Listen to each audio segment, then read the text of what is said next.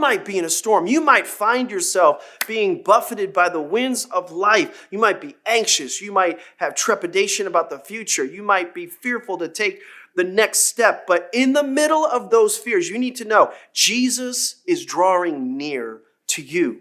You might not be able to see him, but he's near you. Verse 24 says, shortly before the dawn, Jesus went out to them walking on the lake. So a couple things to notice here. Write this down if you're taking notes. Jesus is near, but he's often hard to discern.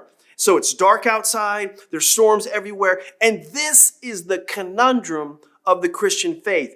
Jesus can be near, but he can also be hidden. He's often hard to discern. So the disciples, they see what's going on. They're terrified. They think they see a ghost. And if it's me, I'm going to feel the same way. I'm going to be rowing away from the ghost, okay?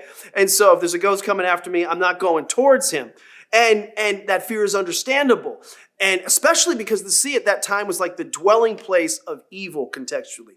They thought, I don't know, they believed in like leviathans and monsters of the sea. And they were terrified because under the surface of the sea wasn't good news for them. And so in the middle of all of that, Jesus comes to them walking on the water.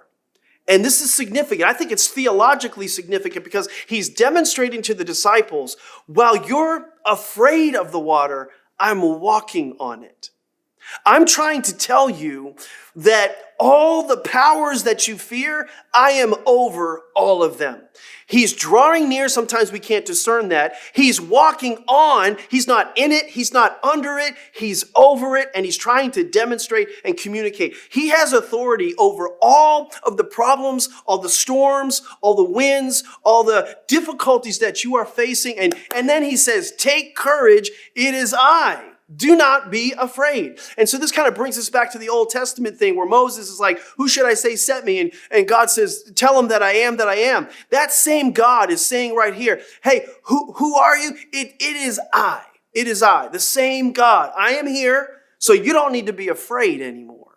This is powerful. And for some reason, unlike the rest of the disciples, Peter discerns a different option. He decides to ask a question. Lord, if it is you, bid me to come. I think this question, if it's you, is the heart of discernment.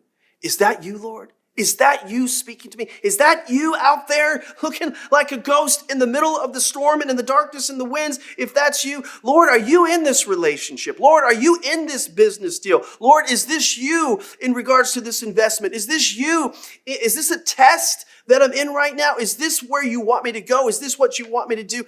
This is the heart of discernment.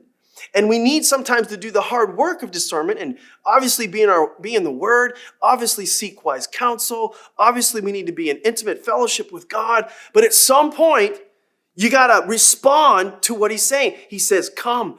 And Peter says, if you want me, tell me to come. And he says, come. He doesn't say it's me. He doesn't say it's Jesus. No, he just says, come. Now, I would have been like, well, he didn't say his name, but Peter goes for it. You know why? Because Peter recognized the voice of Jesus. In the middle of the storm, loud waves, winds, Peter knows Jesus' voice through all that crazy.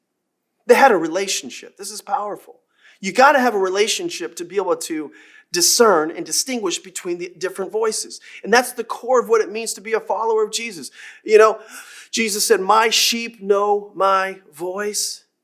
Discernment is about training your soul to hear the voice of Jesus in the middle of storms.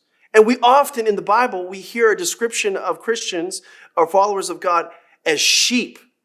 Personally, I don't like that description. I don't like that it's not a lion, it's not a leopard, ladies, it's not a gazelle. No, he calls us sheep. Sheep are dumb, smelling, they wander all over the place. They aren't very fast. But why does God refer to us as sheep? Because they've got something down. They know something.